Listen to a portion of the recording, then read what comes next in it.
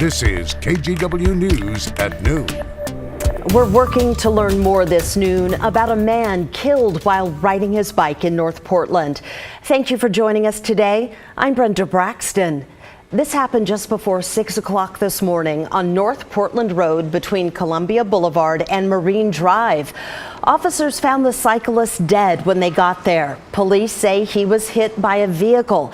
The driver did stay on the scene and is cooperating with investigators. The name of the cyclist has not been released yet. Some big names in politics and in business want to make using hard drugs in public illegal again. The effort announced yesterday has financial backing from Nike's Phil Knight and Columbia Sportswear's Tim Boyle, among others. This coalition says it wants to fix Measure 110, which Oregon voters passed in 2020. It decriminalized the possession of small amounts of hard drugs. People cited for breaking the law can voluntarily enter rehab, but police say few of them do. This new proposal makes drug treatment mandatory. Here's Washington County DA Kevin Barton. We're using the criminal justice system only to the extent minimally necessary to ensure that people engage successfully in treatment. And we're giving every motivation we can to get people through that treatment program and then ensure that they don't have a criminal record once they graduate successfully. Supporters of Measure 110 say criminalizing drug use is not the answer, and they have decades of data to prove it. Filling up jail beds with people who are using drugs on the street and then kicking them out because we don't have any public defenders to defend them, when we could have been working and building a system of care that is actually working with these folks and getting them into long-term solutions. To learn where things could go from here, watch The Story with Pat Doris tonight at 6:30 on KGW. This noon in Harney County, a state court is considering the constitutionality of Oregon's strict new gun law. Some think Measure 114 will likely end up before the Supreme Court. KGW's Blair Best has a look at what's at stake. State and federal lawsuits have stopped Measure 114 from going into effect ever since voters passed it back in November. The big question, is it constitutional or not? A federal judge ruled that it is, but now it's up to a Harney County judge to decide. And that's what this week's trial is all about.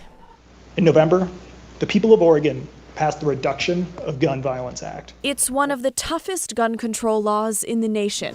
Measure 114 requires people to have a permit, a criminal background check, and take a training course in order to buy a gun. It also bans high-capacity magazines holding more than 10 rounds. It narrowly passed Oregon voters back in November. This severely inhibits Oregonians from engaging in defense from imminent harm.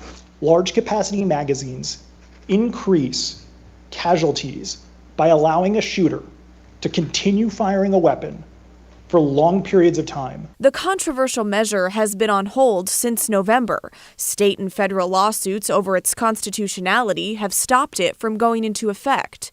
In July, a federal court judge ruled it was in fact constitutional, but an Oregon lawsuit in Harney County is still holding things up. That suit argues the law violates part of the Oregon Constitution that deals with the right to bear arms.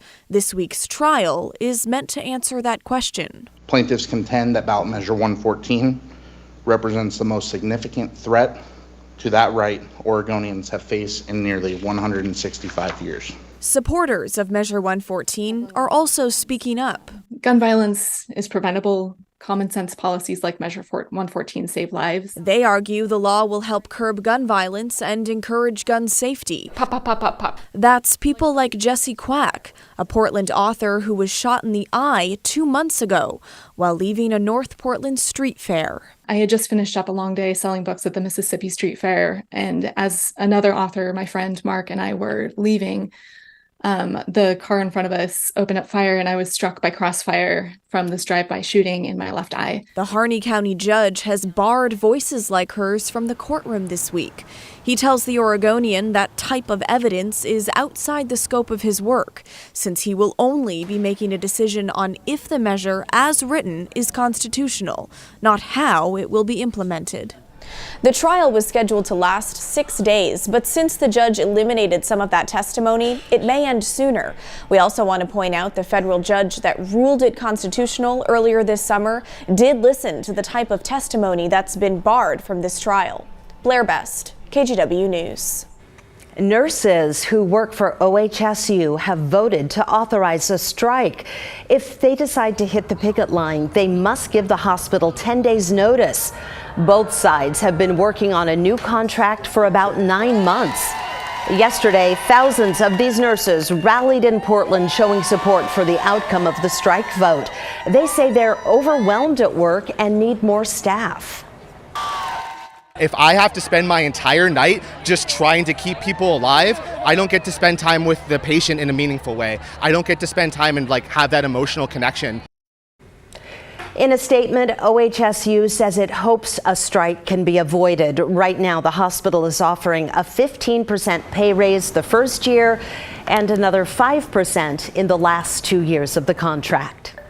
Okay, let's head back to the Weather Center now. Rod, it's a nice afternoon, but you're tracking some rain later on. I am. We're talking about this evening and overnight. It is sunny out there. Portland's sitting at 65 degrees. Lovely afternoon. Take advantage. We are overall still feeding off of this cooler batch of air in the Pacific, and temperatures around 70 for high today would be considered cooler than normal. Now you can see the clouds offshore. They're a ways out and a ways off before they start to come in and thicken up. That will start to happen this evening. Futurecast 8 o'clock tonight. I'm not talking much rain. This does show a shower over Astoria, up in the Long Beach, moving into parts of southwest Washington, and then really late evening overnight into tomorrow morning. What you're looking at here, just some scattered showers in the area. So just FYI, especially along the north coast this evening, especially inland areas overnight. Scattered showers in the region. You can see it is starting to cloud up a little bit in Lincoln City. This is our Schnickwin's Casino Resort camera. Downtown Portland, though, holding with a lot of sunny blue skies up top, and there's that noontime temperature I mentioned at 65 degrees. We'll go for the high, just +7. Not a huge warm up this afternoon, about 72. Still dry most of the evening hours. At 8 o'clock, it'll be 65. So, Brenda, coming up, weather models still absolutely love hours of soaking rain day after day after day next week. That's coming up. All right, we'll see you then. Thanks, Rod. The head football coach at Michigan State says he's not surprised to hear the university plans to fire him for alleged sexual misconduct. The case involves Mel Tucker and Oregon activist Brenda Tracy. She's a rape survivor and travels the country speaking to college athletes about preventing sexual assault. She worked with the Michigan State football team and says she became friends with Coach Tucker. She also claims he made unwanted advances toward her. Court documents show he admitted masturbating on the phone while talking to Tracy. He called it consensual phone sex. She says that's not true. Tucker has 7 days to appeal his firing. A federal jury has found a Hillsborough man guilty on 8 charges in connection with the January 6th insurrection. Prosecutors say 65-year-old Reed Christensen punched and pushed several officers after he was pepper sprayed. He's one of several people from Oregon and Southwest Washington convicted for their roles in the attack on the Capitol. Well, police are looking for the people in this video who carjacked a Portland chef. Cameron Dunlap owns Morchella. He says he parked his car near Southeast 135th and Division last week to forage for figs. He says that's when 5 young people tried to steal his car, and one of them even pointed a gun at him. They eventually took off in his vehicle, backing into another car as they left. I just hope that I get my car back. I hope that I can continue doing what I do, and I don't really want anybody to have to go to jail. I've been to jail and it sucks, so I wouldn't put that on those kids. That would ruin their lives. Dunlap guesstimates the suspects were all 20 or younger. He didn't get a good look at them because it was dark, but he thinks they were all wearing black hoodies or tracksuits.